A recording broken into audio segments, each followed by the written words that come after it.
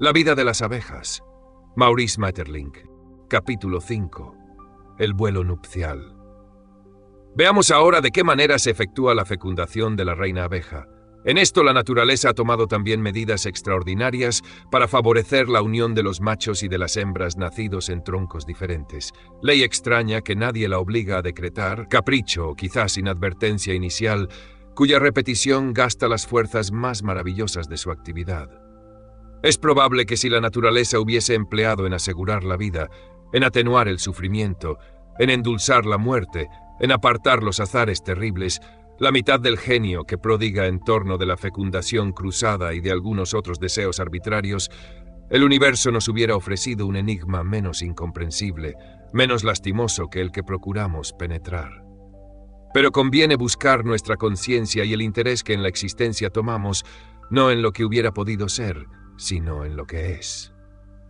En torno de la reina virginal y viviendo con ella entre la multitud de la colmena, se agitan centenares de machos exuberantes, siempre ebrios de miel, cuya única razón de existir es un acto de amor.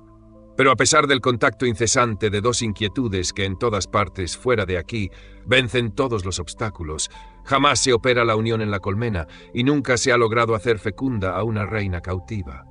Los amantes que la rodean ignoran lo que es mientras permanece entre ellos.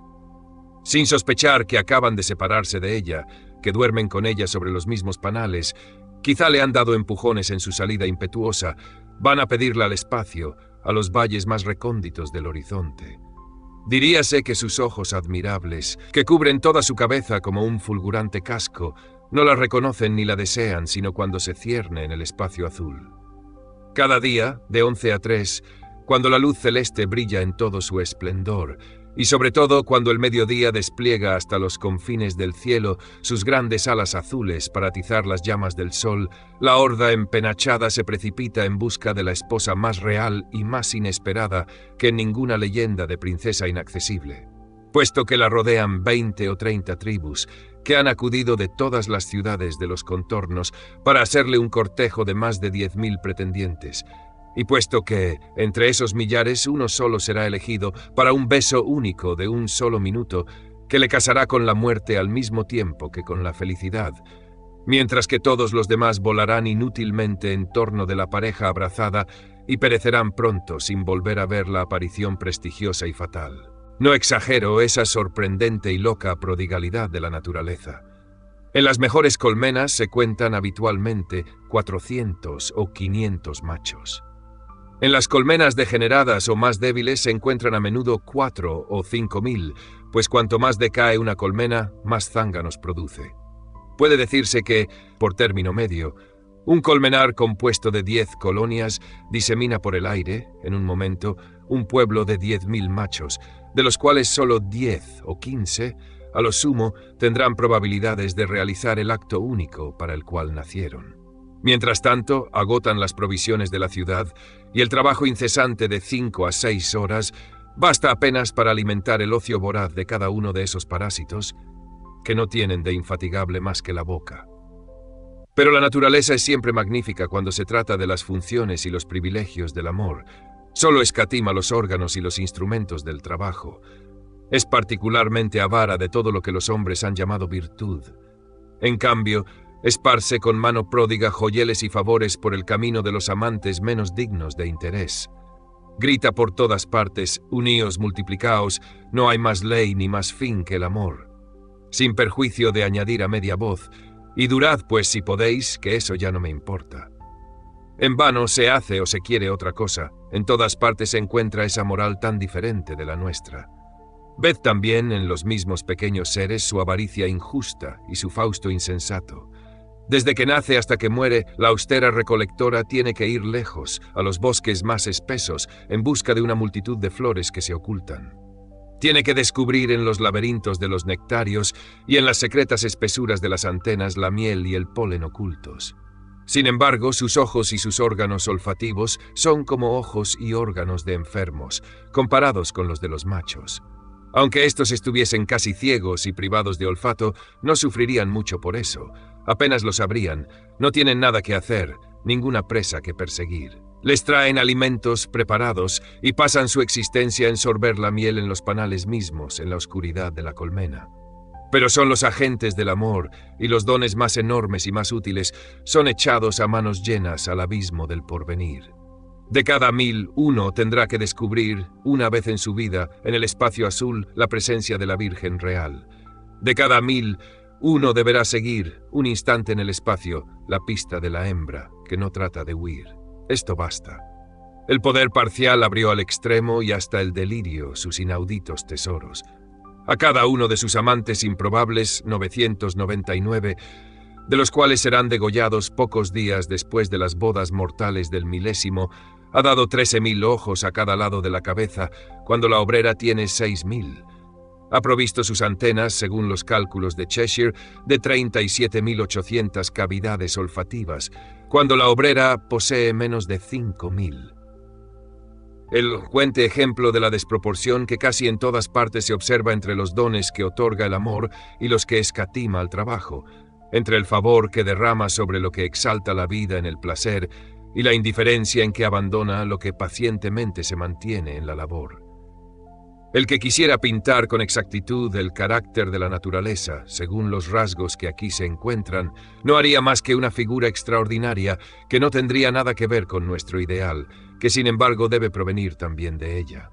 Pero el hombre ignora demasiadas cosas para emprender esa pintura en que solo sabría poner una gran sombra con 2 o 3 puntos de una luz incierta. Se me figura que son pocos los que han violado el secreto de las bodas de la reina abeja, que se verifican en los repliegues infinitos y deslumbradores de un hermoso cielo. Pero es posible sorprender la vacilante partida de la desposada y el mortal regreso de la esposa. A pesar de su impaciencia, elige su día y su hora y espera a la sombra de las puertas que una mañana maravillosa se derrame en el espacio nupcial del fondo de las grandes urnas azuladas. Le gusta el momento en que un poco de rocío baña con un recuerdo las hojas y las flores, en que la última frescura del alba desfalleciente lucha en su derrota con el ardor del día como una virgen desnuda en brazos de un robusto guerrero, en que el silencio y las rosas del mediodía que se acerca dejan penetrar todavía acá y acullá algún perfume de las violetas de la mañana y algún grito transparente de la aurora. Aparece entonces en el umbral, en medio de la indiferencia de las colectoras, que no interrumpen su trabajo, o rodeada de obreras desconcertadas, según que deje hermanas en las colmenas o que ya no sea posible reemplazarla. Emprende su vuelo a reculones, vuelve 2 o 3 veces a la tablilla de abordaje, y cuando ha grabado en su espíritu el aspecto y la situación exacta de su reino que nunca vio de fuera, parte como una flecha hacia el cenit del azulado espacio. Elévase así a una altura y a una zona luminosas que las demás abejas no afrontan en ninguna época de su vida. A distancia, en torno de las flores en que flota su pereza, los machos han notado la aparición y respirado el perfume magnético que se esparce hasta las colmenas vecinas. Enseguida las hordas se juntan y se lanzan en su seguimiento al mar de alegría, cuyos transparentes límites cambian de sitio. La reina, ebria de sus alas y obedeciendo la magnífica ley de la especie que elige para ella su amante y quiere que solo el más fuerte la alcance en la soledad del éter, sube y sube. Y el aire azul de la mañana penetra por primera vez en sus estigmas abdominales y canta como la sangre del cielo en las 1000 redecillas unidas a los sacos tráqueos que ocupan la mitad de su cuerpo y se nutren del espacio. Y sigue subiendo. Es preciso que alcance una región desierta que ya no frecuentan las aves, que podían turbar el misterio. Se eleva aún más y ya la tropa desigual disminuye y se desgrana bajo ella. Los débiles, los achacosos, los viejos, los raquíticos, los mal alimentados de las colmenas inactivas o miserables renuncian a la persecución y desaparecen en el vacío. Y ya queda solo en suspenso, en el ópalo infinito, un pequeño grupo infatigable. Ella pide un último esfuerzo a sus alas y el elegido de las fuerzas incomprensibles la alcanza, la acoge, la penetra y llevada de un doble impulso, la espiral ascendente de su vuelo enlazado remolina un segundo en el delirio hostil del amor. La mayor parte de los seres tienen el sentimiento confuso de que un azar muy precario, una especie de membrana transparente, separa la muerte del amor y de que la idea profunda de la naturaleza quiere que se muera en el momento en que se transmite la vida. Es probablemente ese temor hereditario lo que da tanta importancia al amor. Esa idea cuyo recuerdo se cierne todavía sobre el peso de los hombres se realiza aquí en su sencillez primitiva. Inmediatamente, después de realizada la unión, el vientre del macho se entreabre, el órgano se desprende, arrastrando la masa de las entrañas, las alas se pliegan y, fulminado por el rayo nupcial, el cuerpo vaciado da vueltas y cae en el abismo. La misma idea que hace poco en la partenogénesis sacrificaba el porvenir de la colmena a la multiplicación insólita de los machos, sacrifica aquí al macho al porvenir de la colmena. Esa idea asombra siempre. Cuanto más se la interroga, más disminuyen las certezas. Y Darwin, por ejemplo, por citar al hombre que la ha estudiado con más pasión y método, Darwin, sin confesarlo claramente, se desconcierta a cada paso y retrocede ante lo inesperado y lo inconciliable. Vedle si queréis asistir al espectáculo noblemente humillante del genio humano en la lucha con el poder infinito. Vedle procurando aclarar las leyes extrañas, increíblemente misteriosas e incoherentes, de la esterilidad y de la fecundidad de los híbridos o las de la variabilidad de los caracteres específicos y genéricos. Apenas ha formulado un principio cuando le asaltan excepciones sin número. Y enseguida, el principio agobiado se alegra de encontrar asilo en un rincón y de conservar, por excepción, un resto de existencia. En que en el hibridismo, en la variabilidad, principalmente en las variaciones simultáneas llamadas correlación del desarrollo, en el instinto, en los procedimientos de la concurrencia vital, en la selección, en la sucesión geológica y en la distribución geográfica de los seres organizados, en las afinidades mutuas, como en todo lo demás, la idea de la naturaleza es minuciosa y negligente, económica y disipadora, previsora y descuidada, inconstante y firme, agitada e inmóvil, una innumerable, grandiosa y mezquina al mismo tiempo y en el mismo fenómeno. Teniendo delante el campo inmenso y virgen de la sencillez, lo puebla de pequeños errores, de pequeñas leyes contradictorias, de pequeños problemas difíciles que se pierden en la existencia con rebaños ciegos.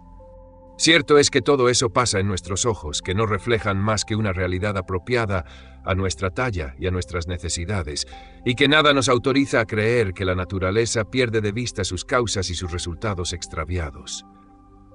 En todo caso, es raro que les permita ir demasiado lejos, acercarse a regiones ilógicas y peligrosas.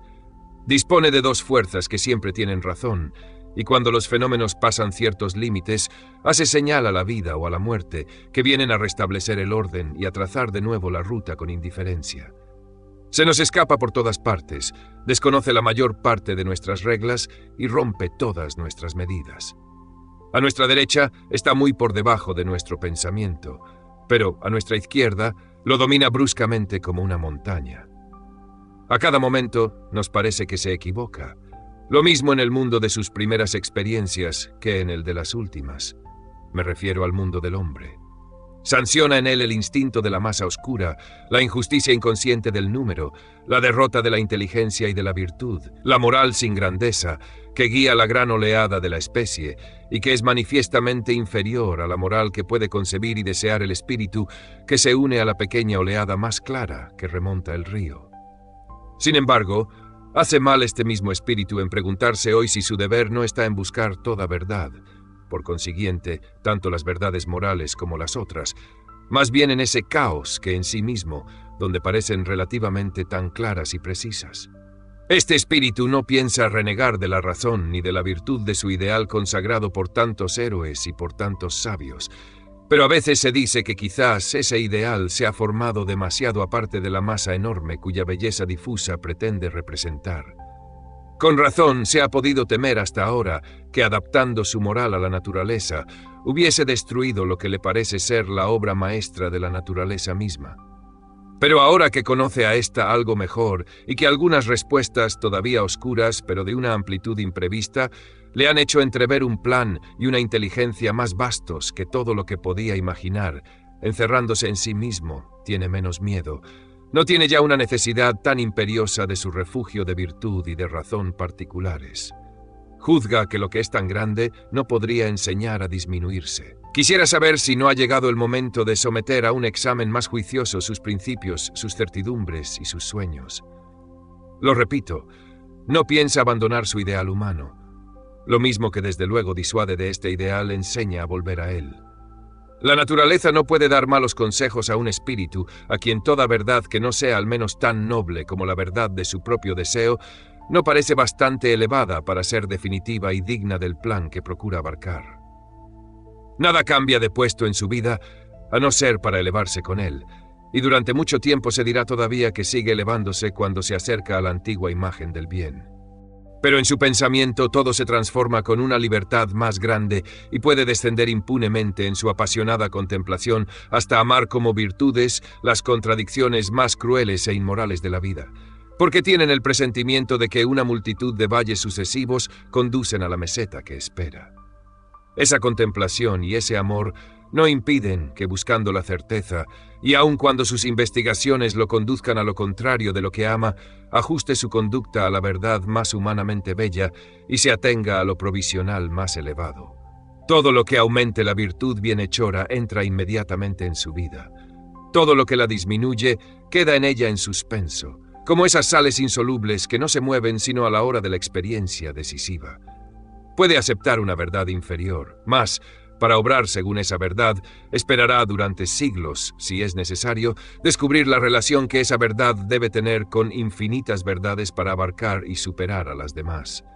En una palabra, separa el orden moral del orden intelectual y no admite en el primero sino lo que es más grande y más bello que antes. Y si es censurable separar esas dos órdenes, como se hace con demasiada frecuencia en la vida, para obrar menos bien de lo que se piensa, ver lo peor y seguir lo mejor, dirigir su acción por encima de su idea, es siempre bueno y razonable, pues la experiencia humana nos permite esperar más claramente, de día en día, que el pensamiento más elevado que podamos alcanzar será durante mucho tiempo todavía inferior a la misteriosa verdad que buscamos. Por lo demás, aunque nada de lo que precede fuese verdad, le quedaría al espíritu humano una razón simple y natural para no abandonar todavía su ideal. Cuanto más fuerza concede a las leyes que parecen proponer el ejemplo del egoísmo, de la injusticia y de la crueldad, tanto más aporta al mismo tiempo a las otras que aconsejan la generosidad, la piedad, la justicia. Pues desde el momento en que empieza a igualar y a proporcionar más metódicamente las partes que señala el universo, y asimismo, encuentra en estas últimas leyes algo tan profundamente natural como en las primeras, puesto que se hallan inscritas tan profundamente en él como lo están las otras en todo lo que le rodea. Volvamos a las bodas trágicas de la reina.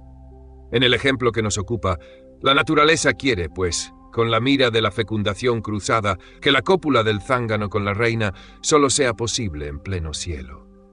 Pero sus deseos se mezclan como una red y sus leyes más caras tienen que pasar de continuo a través de las mallas de otras leyes que enseguida pasarán a su vez a través de las mallas de las primeras.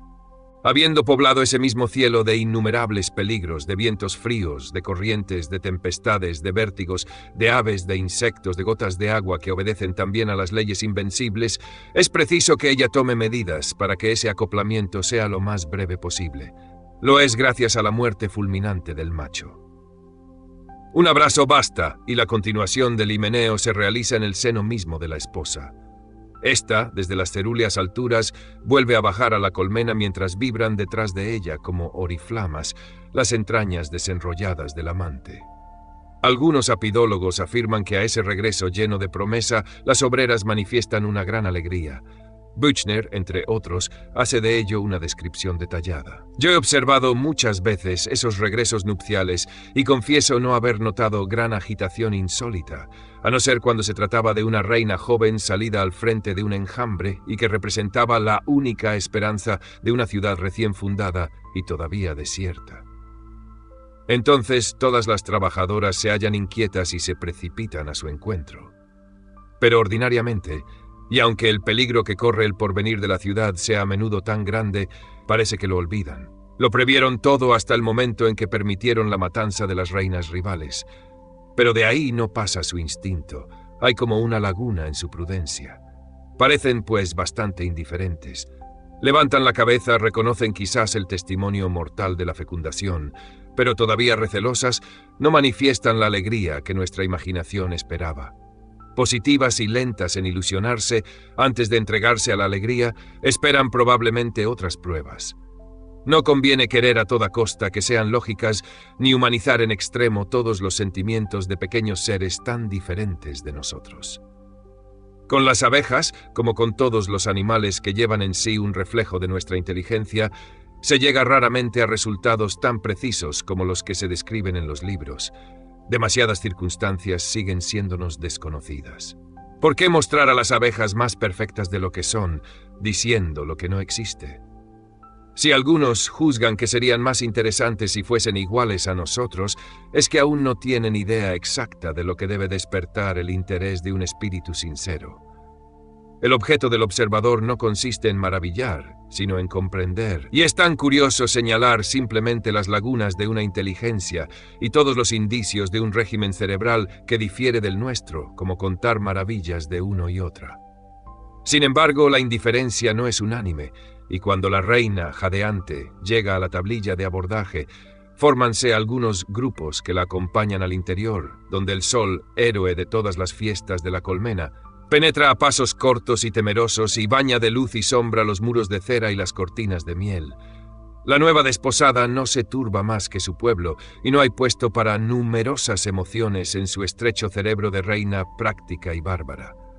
No tiene más que una preocupación, la de desprenderse lo más pronto posible de los recuerdos importunos del esposo que estorban su marcha.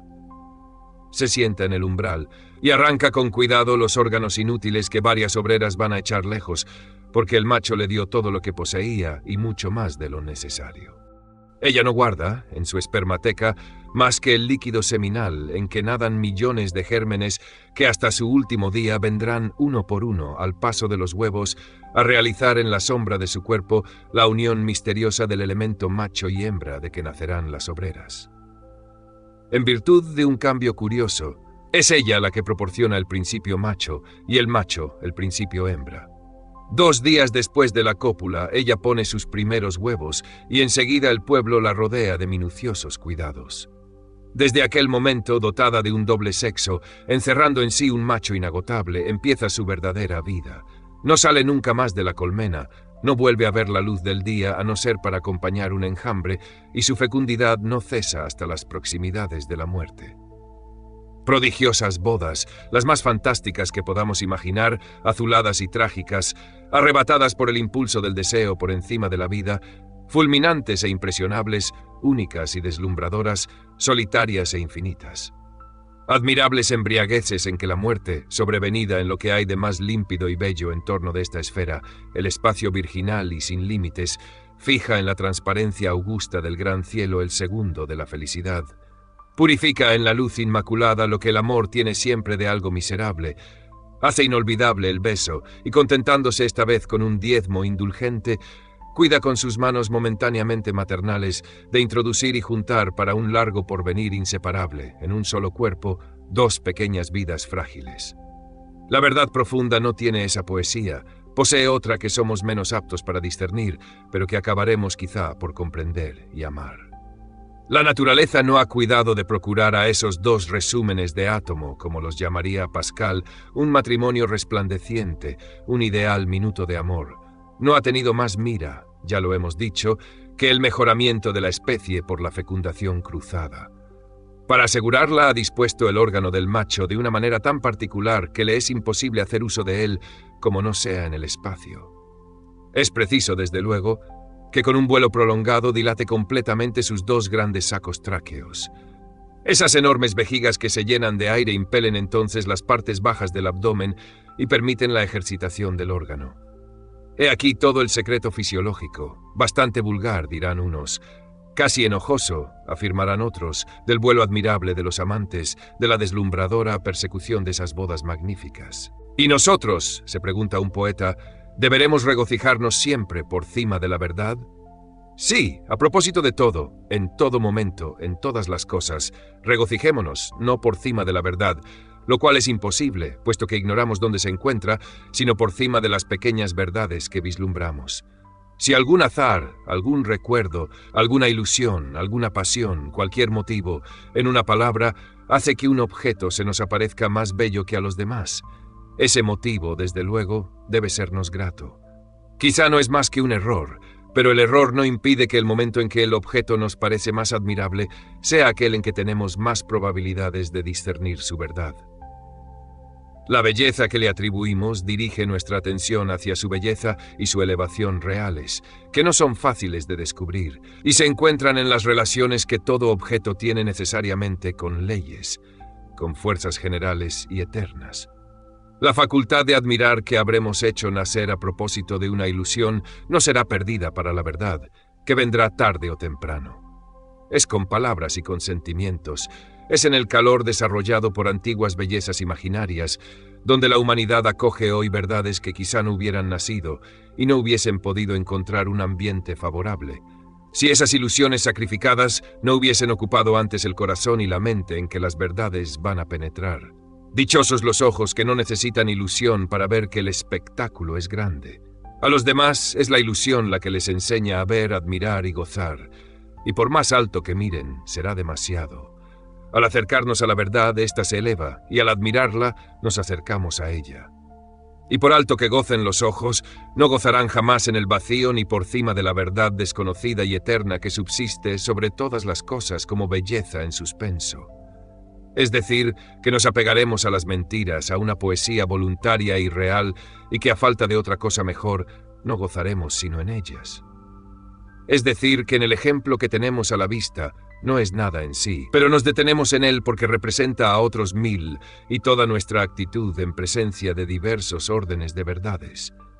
Es decir, que en ese ejemplo descuidaremos la explicación fisiológica para no retener y saborear más que la emoción de ese vuelo nupcial, que, sea cual fuere su causa, no deja de ser uno de los actos líricos más hermosos de esa fuerza súbitamente desinteresada e irresistible a que obedecen todos los seres vivos y que se llama el amor. Nada sería más pueril, nada sería más imposible, gracias a las excelentes costumbres que hoy han adquirido todos los espíritus de buena fe. El pequeño hecho de la ejercitación del órgano del zángano, que no puede tener efecto sino después de la hinchazón de las vesículas tráqueas, lo admitimos evidentemente porque es incontestable. Pero si nos contentásemos con él, si nada mirásemos más allá, si de él sacásemos, por consecuencia, que todo pensamiento que va demasiado lejos o demasiado arriba hace mal necesariamente, y que la verdad se encuentra siempre en el detalle material, si no buscásemos, donde quiera, en certidumbres a menudo más extensas que las que la pequeña explicación nos ha obligado a abandonar, por ejemplo, en el extraño misterio de la fecundación cruzada, en la perpetuidad de la especie y de la vida, en el plan de la naturaleza. Si no buscásemos en ello una continuación de esta explicación, un prolongamiento de belleza y de grandeza en lo desconocido, casi me atrevo a asegurar que pasaríamos nuestra existencia a mayor distancia de la verdad que los que se obstinan ciegamente en la interpretación poética y enteramente imaginaria de esas bodas maravillosas. Se engañan evidentemente sobre la forma o el matiz de la verdad, pero viven bajo su impresión y en su atmósfera mucho mejor que los que se precian de tenerla toda entera en la mano. Están preparados para recibirla, hay en ellos un espacio más hospitalario, y si no la ven, dirigen al menos los ojos hacia el punto de belleza y de grandeza en que es bueno creer que se encuentra. Ignoramos el fin de la naturaleza, que es para nosotros la verdad que domina a todas las otras. Mas por el amor mismo de esa verdad, y para mantener en nuestra alma el ardor de su investigación, es necesario que la creamos grande.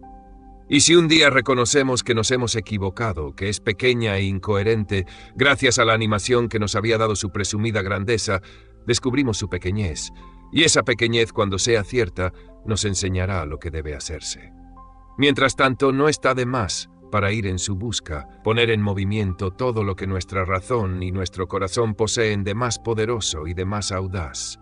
Y cuando la última palabra de todo eso fuese miserable, no será poco el haber puesto al desnudo la pequeñez o la inanidad del objeto de la naturaleza. Aún no hay verdad para nosotros, me decía uno de los grandes filósofos contemporáneos cierto día en que me paseaba con él por el campo. Aún no hay verdad, pero hay en todas las partes 3 buenas apariencias de verdad. Cada cual hace su elección, o más bien la soporta, y esa elección que soporta o que hace a menudo sin reflexionar y en la cual se mantiene, determina la forma y la conducta de todo lo que penetra en él. El amigo que encontramos, la mujer que se acerca sonriendo, el amor que abre nuestro corazón, la muerte o la tristeza que vuelven a cerrarlo, el cielo de septiembre que contemplamos, este jardín soberbio y encantador en que se ven, como en la psiquis de Corneille, glorietas de verduras sostenidas por términos dorados, el rebaño que pace y el pastor que duerme, las últimas casas de la aldea, el océano entre los árboles, todo se achica o se agranda, todo se engalana o se despoja antes de entrar en nosotros, según la pequeña señal que le hace nuestra elección. Aprendamos a elegir la apariencia. En el declive de una vida en que tanto he buscado la pequeña verdad y la causa física, empiezo a querer no lo que aleja de ellas, sino lo que las precede y sobre todo lo que las deja un poco atrás. Habíamos llegado a la cima de una meseta de ese país de Caux, en Normandía, que es suave como un parque inglés, pero un parque natural y sin límites. Es uno de los raros puntos del globo en que la campiña se muestra completamente sana, de un verde sin debilidad. Un poco más al norte la amenaza la aspereza, un poco más al sur el sol la fatiga y la tuesta. Al extremo de una planicie que se extiende hasta el mar, varios campesinos edificaban una pila. «Mire usted», me dijo, «vistos tan desde aquí, son hermosos». Construyen esa cosa tan sencilla y tan importante que es por excelencia el momento feliz y casi invariable de la vida humana que se fija, una pila de haces de trigo. La distancia y el aire de la tarde hacen de sus gritos de alegría una especie de canto sin letra que responde al noble canto de las hojas que hablan sobre nuestras cabezas. Encima de ellos, el cielo es magnífico, como si espíritus benévolos provistos de palmas de fuego hubiesen barrido toda la luz hacia la pila para iluminar más tiempo el trabajo, y la huella de las palmas ha quedado en el cielo. Vea usted la humilde iglesia que los domina y vigila, a mitad de la costa, entre los copudos tilos y el césped del cementerio familiar que mira al océano natal. Levantan armoniosamente su monumento de vida bajo los monumentos de sus muertos que hicieron los mismos gestos y no están ausentes. Abarque usted el conjunto, ningún detalle demasiado particular, demasiado característico, como se encontraría en Inglaterra, en Provenza o en Holanda. Es el cuadro amplio y bastante vulgar para ser símbolo de una vida natural y feliz. Vea usted, pues, la euritmia de la existencia humana en sus movimientos útiles.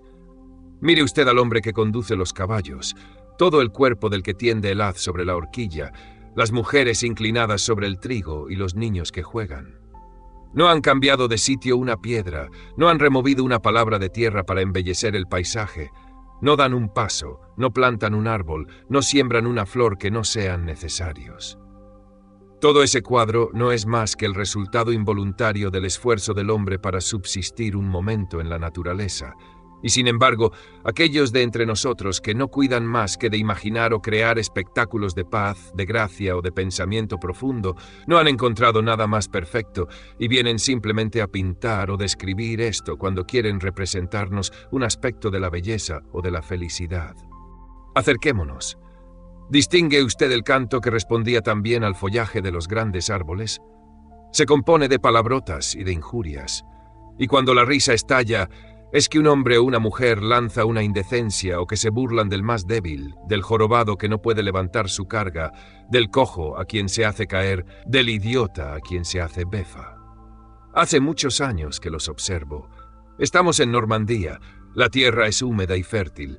Hay en torno de esa pila un poco más de bienestar del que supone en otro punto una escena de ese género. Por consiguiente, la mayor parte de los hombres son alcohólicos y muchas mujeres también. Otro veneno que no necesito nombrar corroe también la raza. Se le deben, como al alcohol, esos hijos que usted ve ahí, ese renacuajo, ese escrofuloso, ese patisambo, ese labiendido y ese hidrocéfalo. Todos, hombres y mujeres, jóvenes y viejos, tienen los vicios ordinarios del campesino. Son brutales, hipócritas, embusteros, rapaces, maldicientes, desconfiados, envidiosos, inclinados a los pequeños beneficios ilícitos, a las interpretaciones bajas, a la adulación del más fuerte. La necesidad los junta y los obliga a ayudarse entre sí, pero el deseo secreto de todos está en perjudicarse mutuamente siempre que puedan hacerlo sin peligro. La desgracia ajena es el único placer serio de la aldea. Un grande infortunio es aquí el objeto, largamente acariciado de solapadas delectaciones. Se espían, se tienen envidia, se desprecian, se odian.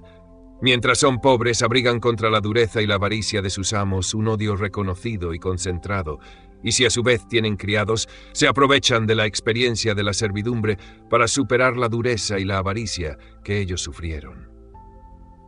Podría enumerarle a usted al detalle las mezquindades, las bribonadas, las tiranías, las injusticias, los rencores que animan a ese trabajo bañado de espacio y de paz. ¿No crea usted que la vista de ese cielo admirable, del mar que tiende detrás de la iglesia otro cielo más sensible y fluye sobre la tierra como un gran espejo de conciencia y de sabiduría, no crea usted que eso lo dilate ni eleve? No lo han mirado nunca. Nada agita ni guía sus pensamientos, sino 3 o 4 temores circunscritos. Temor del hambre, miedo a la fuerza, a la opinión y a la ley, y en la hora de la muerte el terror del infierno. Para hacer ver lo que son habría que examinarlos uno por uno.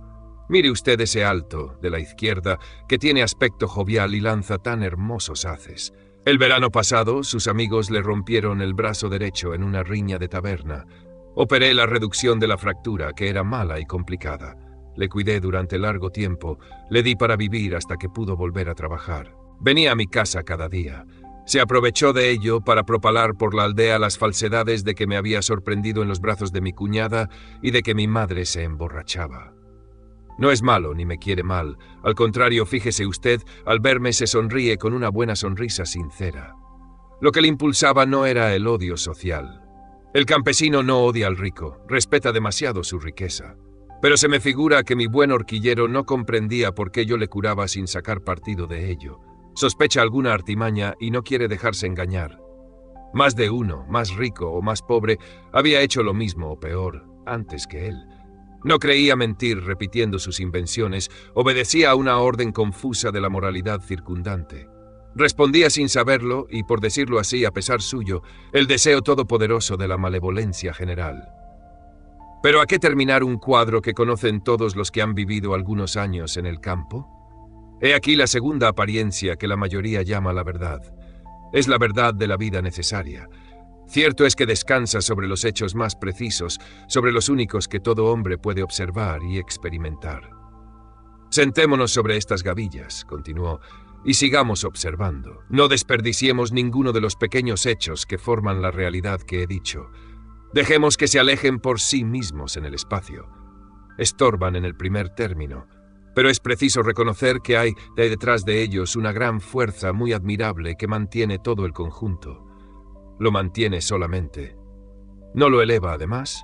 Esos hombres que vemos no son ya enteramente las fieras de la Bruyère, que tenían como una voz articulada y se retiraban por la noche a sus guaridas, donde vivían de pan moreno, de agua y de raíces. Me dirá usted que la raza es menos fuerte y menos sana. Es posible. El alcohol y la otra plaga son accidentes que la humanidad debe vencer. Quizás son prueba de que algunos de nuestros órganos, como los nervios, por ejemplo, sacarán provecho, pues regularmente vemos que la vida se aprovecha de los males que domina. Además, la menor cosa que puede encontrarse mañana bastará para hacerlos inofensivos. No es, pues, eso lo que nos obliga a restringir nuestra mirada. Esos hombres tienen ideas y sentimientos que aún no tenían los de la Bruyère. Prefiero la bestia simple y desnuda a la odiosa semibestia, murmuré. Habla usted así según la primera apariencia, la de los poetas que hemos visto, repuso, no la mezclemos con la que examinamos. Esas ideas y sentimientos son pequeños y bajos, si usted quiere, pero lo pequeño y bajo es ya mejor que lo que no existe. Casi no les sirve más que para perjudicarse y persistir en la mediocridad en que se hallan, pero a menudo sucede así en la naturaleza. Los dones que ésta concede no sirven desde luego más que para el mal, para empeorar lo que parecía querer mejorar, pero, al fin y al cabo, de todo ese mal resulta siempre algún bien. Por lo demás, no tengo empeño alguno en probar el progreso. Según de qué punto se le considera, es una cosa muy pequeña o muy grande. Hacer algo menos servil, algo menos penosa a la condición humana, es un punto enorme, es quizás el ideal más seguro. Pero, evaluada por el espíritu un instante desinteresado de las consecuencias materiales, la distancia entre el hombre que marcha al frente del progreso y el que se arrastra ciegamente tras él no es considerable. Entre esos jóvenes palurdos en cuyo cerebro no se agitan más que ideas informes, hay varios en que se encuentra la posibilidad de alcanzar en poco tiempo el grado de conciencia en que vivimos nosotros dos. Sorprende a menudo el intervalo insignificante que separa la inconsciencia de esas gentes, que parece completa, de la conciencia que es tenida por la más elevada. Por otra parte, ¿de qué está hecha esa conciencia de que estamos tan orgullosos? De mucha más sombra que la luz, de mucha más ignorancia adquirida que de conciencia, de muchas más cosas de las cuales sabemos que debemos renunciar a conocerlas que de cosas que conocemos. Sin embargo, constituye toda nuestra dignidad, nuestra grandeza más positiva y probablemente el fenómeno más sorprendente de este mundo. Ella es la que nos permite levantar la frente en presencia del principio desconocido y decirle: «Os ignoro, pero algo en mí os abraza ya. Me destruiréis tal vez, pero si no es para formar con mis restos un organismo mejor que el mío, os mostraréis inferior a lo que yo soy, y el silencio que seguirá a la muerte de la especie a que pertenezco os dará a conocer que habéis sido juzgado. Y si ni siquiera sois capaz de cuidar de que os juzguen justamente, ¿qué importa vuestro secreto? No tenemos ya interés en penetrarlo. Debe de ser estúpido y horrible. Habéis producido por casualidad un ser que no estabais en condiciones de producir. Es para él una suerte el que hayáis suprimido por una casualidad contraria, antes de que hubiese medido el fondo de vuestra inconsciencia, y mayor suerte aún el que no sobreviva a la serie infinita de vuestras espantosas experiencias. Nada tenía que hacer en un mundo en que su inteligencia no respondía a ninguna inteligencia eterna, en que su deseo de mejorar no podía llegar a ningún bien real. Lo repito, el progreso no es necesario para que el espectáculo nos apasione. El enigma basta, y ese enigma es tan grande, tiene tanto brillo misterioso en esos campesinos como en nosotros mismos. Se le encuentra en todas partes cuando se sigue la vida hasta en su principio todopoderoso. A ese principio, de siglo en siglo, le modificamos el epíteto. Ha tenido algunos que eran precisos y consoladores. Después se ha reconocido que esos consuelos y esa precisión eran ilusorios. Pero que le llamemos Dios, providencia, naturaleza, azar, vida o destino, el misterio sigue siendo el mismo. Y todo lo que millares de años de experiencia nos han enseñado es a darle un nombre más vasto, más próximo de nosotros, más flexible, más dócil a la espera y a lo imprevisto. Es el que hoy lleva y por eso nunca pareció más grande. Este es uno de los numerosos aspectos de la tercera apariencia y la última verdad. Fin del capítulo.